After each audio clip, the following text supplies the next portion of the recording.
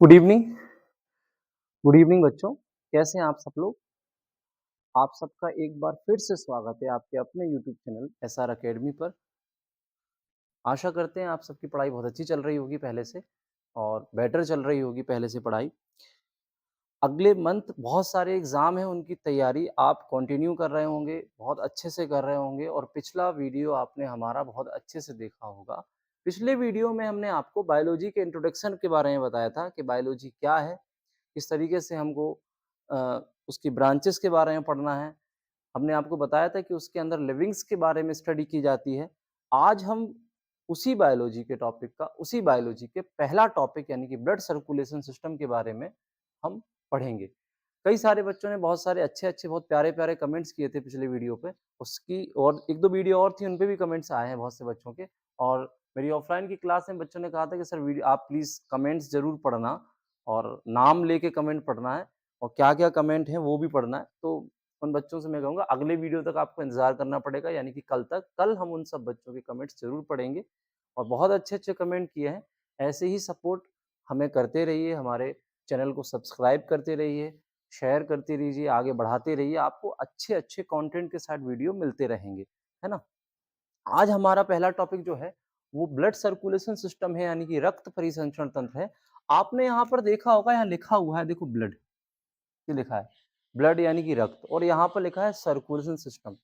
तो क्या sir blood हमको पूरे इस यूनिवर्स में जितने भी एनिमल्स होते हैं, जितने भी जीव होते हैं, क्योंकि बायो में तो सर एनिमल्स के बारे में स्टडी की जाती है, सजीवों के बारे में, उन सबका ब्लड पढ़ना है? ना, ऐसा नहीं है। आप जब पिछली वीडियो देखेंगे तो हमने वहाँ भी आपको बताया था कि बायो के अंदर हमको ओनली बस केवल और केवल पढ़ना है फिजियोलॉजी के बारे में, और वो भी फिजियोलॉजी किसकी? तो भाई मानव की, यानी कि ह्यूमन की फिजियोलॉजी के बारे में पढ़ना है। तो मानव की फिजियोलॉजी का मतलब ये होता है कि हमें अपने शरीर के बारे में जो-जो हमारे ऑर्गन्स हैं, जैसे कि लाइक लंग्स, है ना? ब्लड, हार्ट, इन सब के बारे में अगर हम स्टडी कर रहे हैं, इसका मतलब हम फिजियोलॉजी पढ़ रहे हैं। तो फिजियोलॉजी में केवल और केवल ह्यूमन यानी कि मानव के बारे में स्टडी की जाती है, इसलिए हम इसको कहा जाता है ह्यूमन फिजियोलॉजी।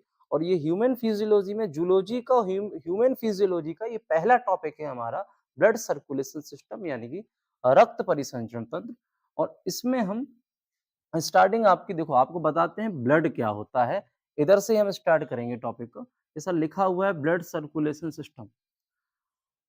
हमारे बॉडी में ब्लड एक ऐसा ऑर्गन्स है, ऑर्गन्स ही होता है ब्लड भी, कि वो पूरे के पूरे शरीर में सर्कुलेशन करता है, आपकी बाकी शरीर तक खून को पहुंचाता है। तो इसके अंदर ब्लड में कौन-कौन से कंपोनेंट यानी कि कौन-कौन से घटक पाए जाते हैं, क्या-क्या चीजें पाई जाती हैं, क्या सॉलिड रूप में होती हैं, क्या लिक्विड चीजें होती हैं। इसके अंदर प्लाज्मा, आरबीसी, डब्ल्यूबीसी, प्लेटलेट्स, ये सारी की सारी चीजें ब्लड के अंदर ही होती हैं।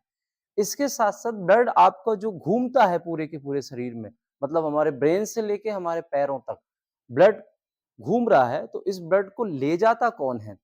कौन-सी डक्ट, कौन-सी नलिकाएँ हैं जो ब्लड को फ्लो कराने का काम, ले जाने का काम करती हैं, तो उनके बारे में भी हम इधर ही पढ़ेंगे।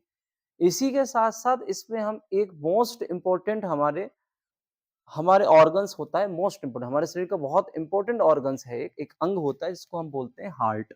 उसके इस हार्ट को भी हम इसी टॉपिक में पढ़ते हैं, यानी कि हृदय, यानी कि दिल के बारे में।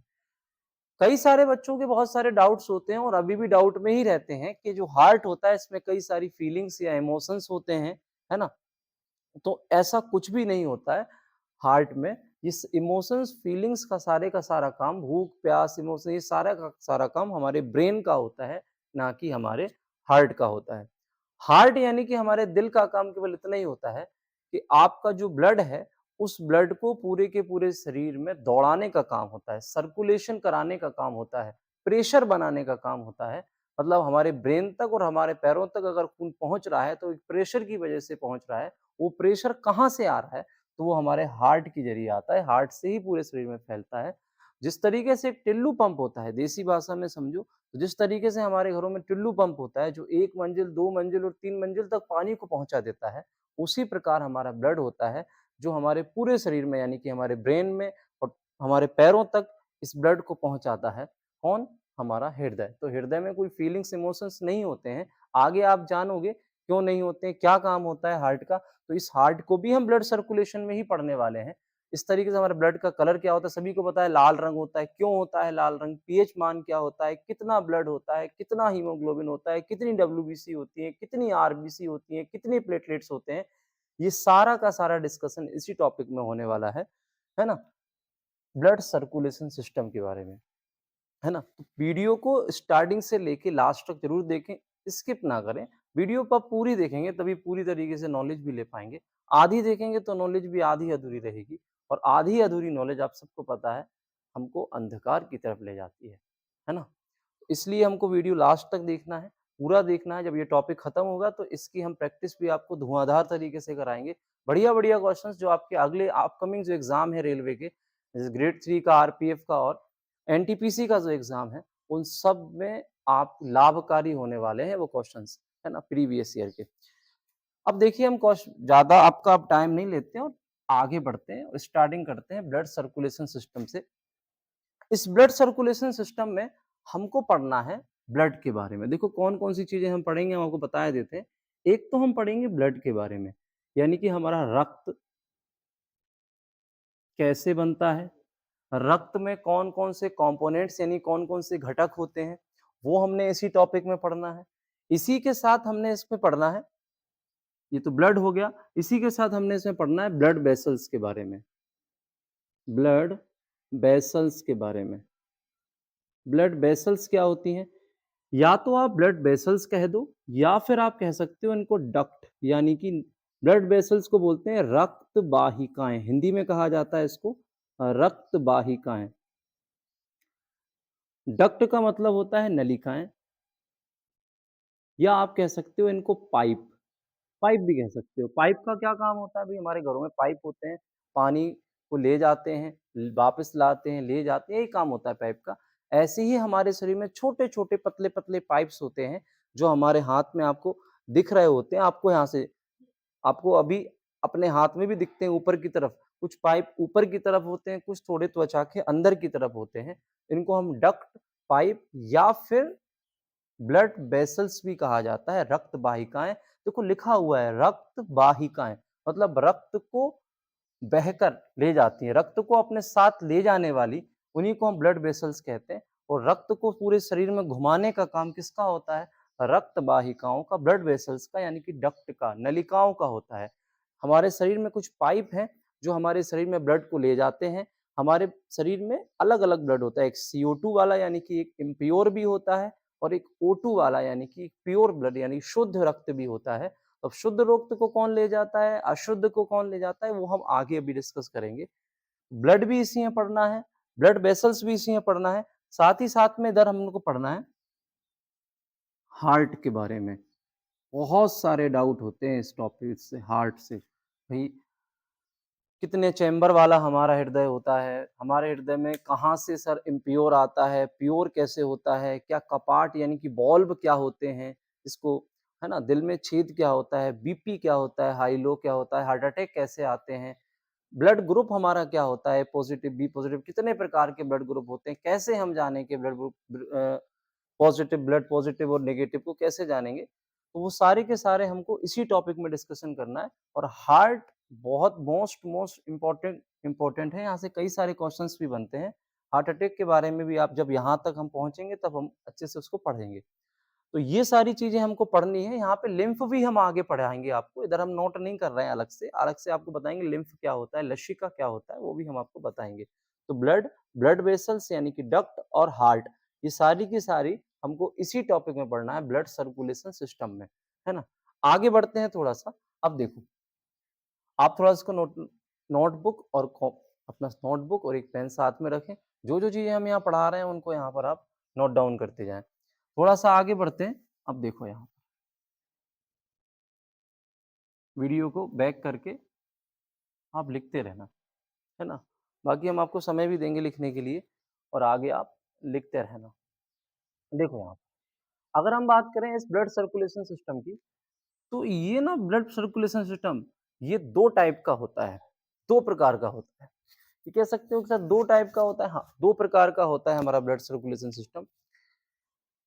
तो यहाँ पर हम इस तरीके से इसको लिखेंगे अलग से सर्कुलेटरी सर्कुलेटरी सिस्टम। ये 2 टाइप से होता है। आपने कई बार क्वेश्चंस भी जिनने पहले क्वेश्चन पढ़े हैं और जिनने नहीं पढ़े हैं वो यहाँ देखें। सर्कुलेटरी सिस्टम जो होता है ये 2 टाइप का होता है। एक होता है क्लोज्ड सर्कुलेटरी सिस्टम,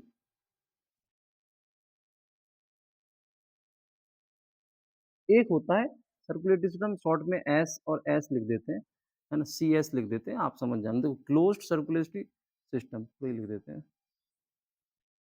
और एक होता है ओपन सर्कुलेटरी सिस्टम। ओपन दिखेगा नहीं आपको इसके आगे, ओपन सर्कुलेटरी सिस्टम। तो ये सर्कुलेटरी सिस्टम 2 टाइप का होता है, एक क्लोज्ड, एक होता है ओपन। क्लोज्ड का मतलब होता है बंद, हिंदी में इसको कहते हैं बंद परिसंचरण। इसको कहा जाता है खुला परिसंचरण, खुला खुला परिसंचरण। बंद परिसंचरण तंत्र और दूसरा इसको कहा जाता है खुला परिसंचरण तंत्र। इसका मतलब ये है कि कई सारे एनिमल्स ऐसे होते हैं जिनमें जो ब्लड होता है वो ओपनली बहता है, मतलब उनके अंदर जो अभी हमने आपको बताया था कि जो ब्लड वेसल्स, हम रक्त वाहिकाएं पढ़ेंगे, तो रक्त वाहिकाएं उनके अंदर नहीं होती हैं।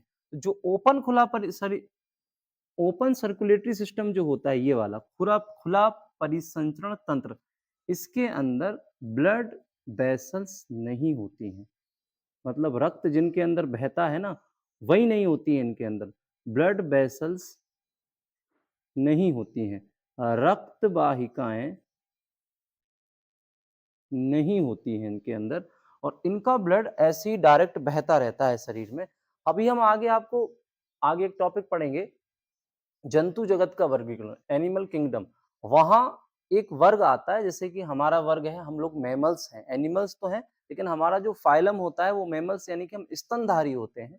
तो स्तनधारियों का ब्लड, हम लोगों का जो सर्कुलेटरी सिस्टम होता है वो होता है क्लोज्ड। कैसा होता है? क्लोज्ड, क्योंकि हमारा रक्त हमारी नसों में बहता है, हमारी वेसल्स में बहता है, हमारी ब्लड वेसल्स में बहता है, इसलिए हमारा जो सर्कुलेटरी होता है वो क्लोज्ड होता है। तो हम में होती हैं ब्लड वेसल्स, तो हम यहाँ पे लिख सकते हैं वेसल्स हम में होती हैं ब्लड वेसल्स।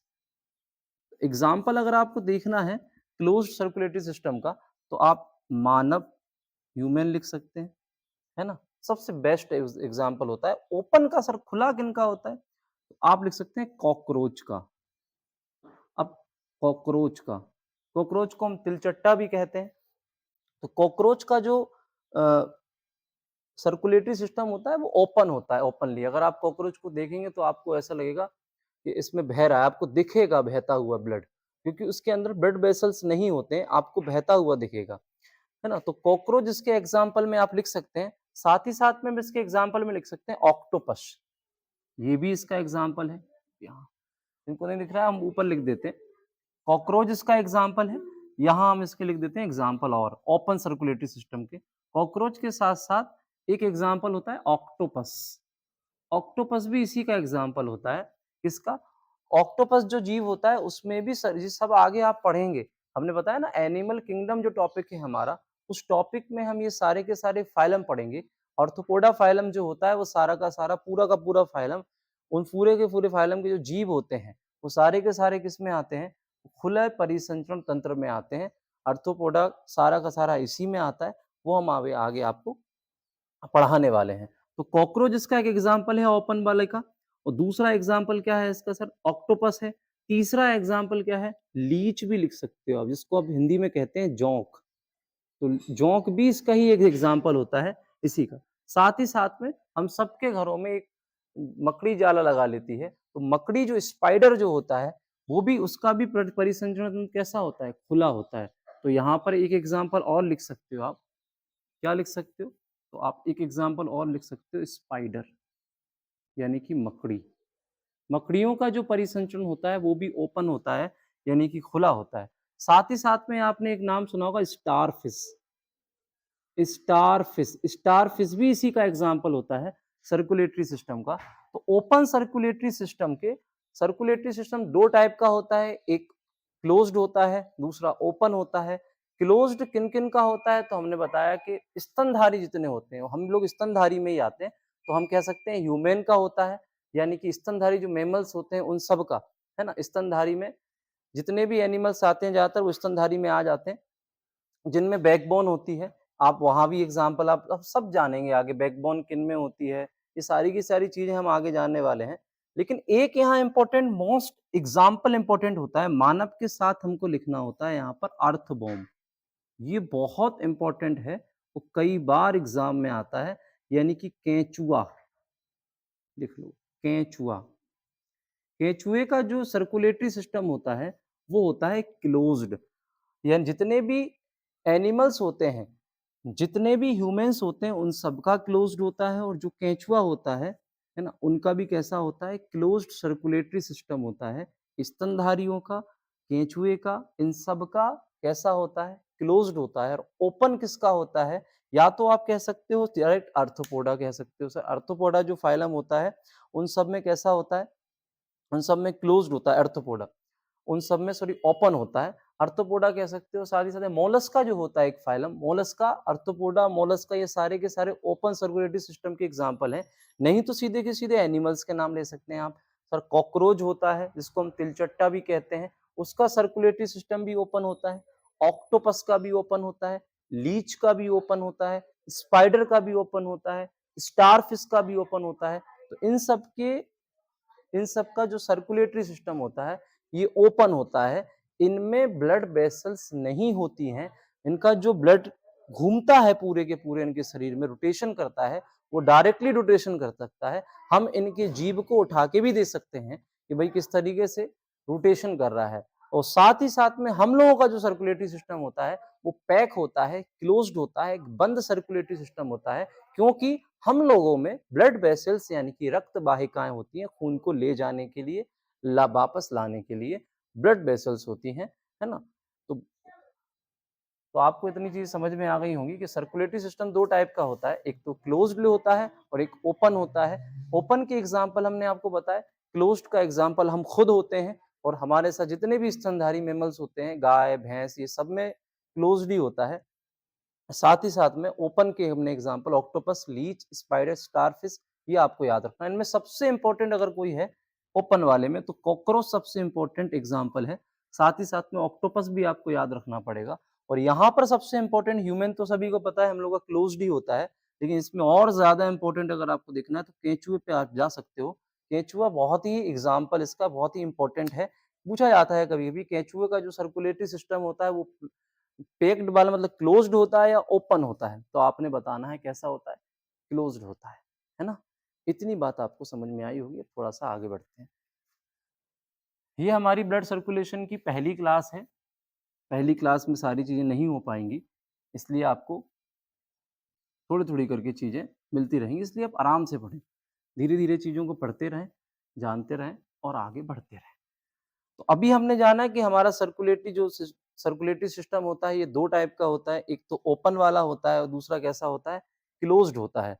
एक ओपन होता है और दूसरा कैसा होता है, क्लोज्ड होता है, ये हमको ध्यान रखना है। इसी के साथ साथ अब थोड़ा सा आगे बढ़ते हैं।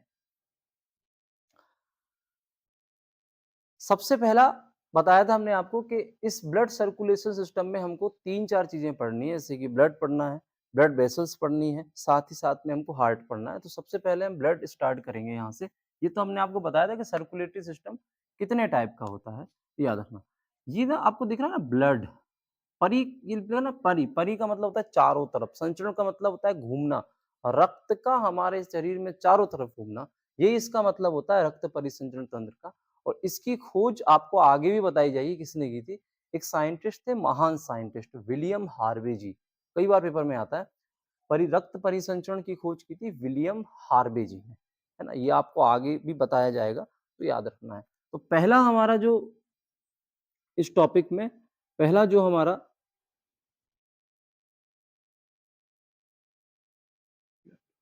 सबसे पहले हम इसमें ब्लड के बारे में पढ़ेंगे, यानी कि रक्त के बारे में पढ़ेंगे। सबसे पहला क्वेश्चन सुनो सुनो, पेपर में आता है कि साइंस की उस ब्रांच का नाम बताएं जिसमें केवल और केवल ब्लड के बारे में स्टडी की जाती है, उसको क्या कहा जाता है। तो उसको क्या बोला जाता है, तो उसको कहा जाता है हेमेटोलॉजी। क्या बोला जाता है, आप रिपीट भी करते रहें, हेमेटोलॉजी से आपको ये चीज़ें याद होती रहेंगी। रक्त के बारे में अध्ययन करना, हमारे शरीर में, हम आपको पहले ही बता चुके हैं, जो ब्लड पढ़ रहे हैं, हम अपने शरीर का ब्लड पढ़ रहे हैं, ना कि हम कहीं और का और किसी जानवर का नहीं पढ़ा जा रहा है, ब्लड केवल मानव का पढ़ा जा रहा है, हम लोगों के बारे में हो रही है स्टडी यहाँ पर।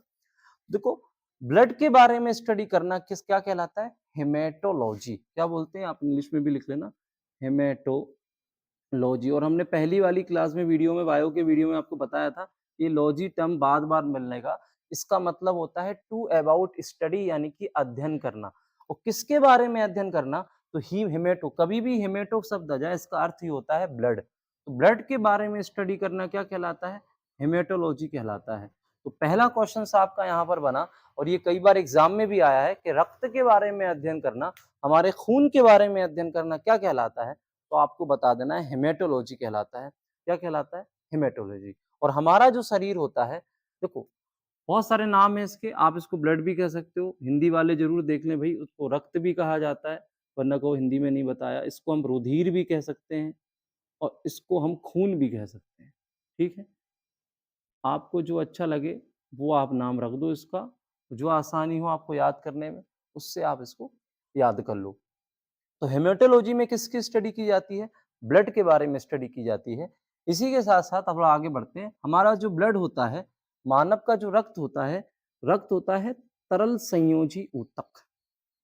सुनो इसको, ब्लड हमारा होता है तरल संयोजी ऊतक।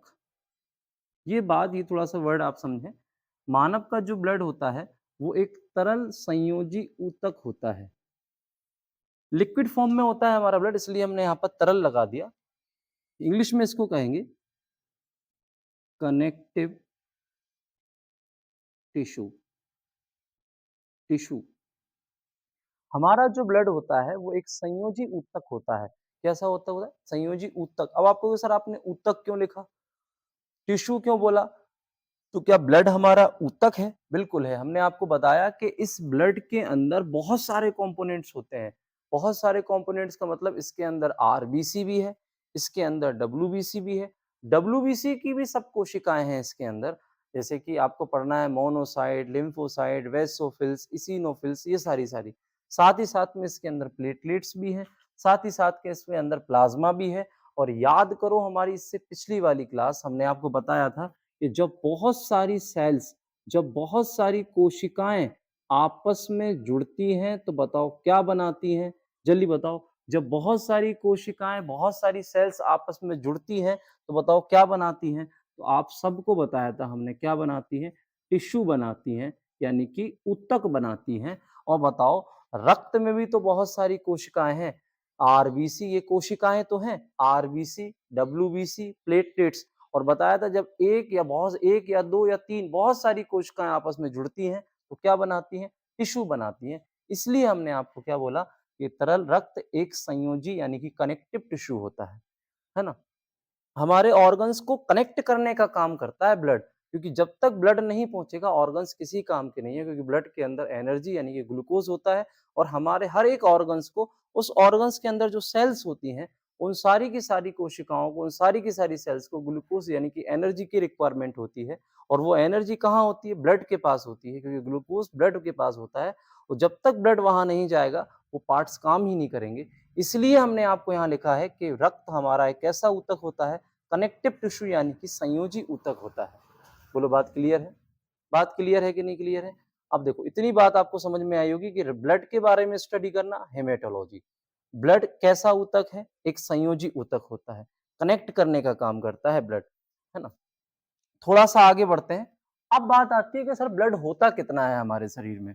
तो देखो, आप लोग बता सकते हो, जब तक बोल सकते हो वहीं से हमें आपकी आवाज सुनाई देगी, आप बोलो, है ना? देखो, ब्लड की बात करें तो ब्लड मेल और फीमेल में अलग-अलग होता है। अलग-अलग क्वांटिटी होती है दोनों में, अलग-अलग होने का मतलब अलग-अलग क्वांटिटी होती है ना? मेल और फीमेल में। मेल की बात करें तो ब्लड ब्लड होता है 5 से 6 लीटर एप्रॉक्स, 5 से 6 लीटर होता है। मानव की अगर हम बात करें, पुरुषों की बात करें, तो पुरुषों में ब्लड की क्वांटिटी होती है 5 से 6 लीटर होती है। और बाय ऑप्शन में फिर आपको लगभग में आंसर लगाना पड़ता है। हम ऑब्जेक्टिव कराएँगे कैसे क्वेश्चन्स आते हैं यहाँ से वो आपको बताएँगे।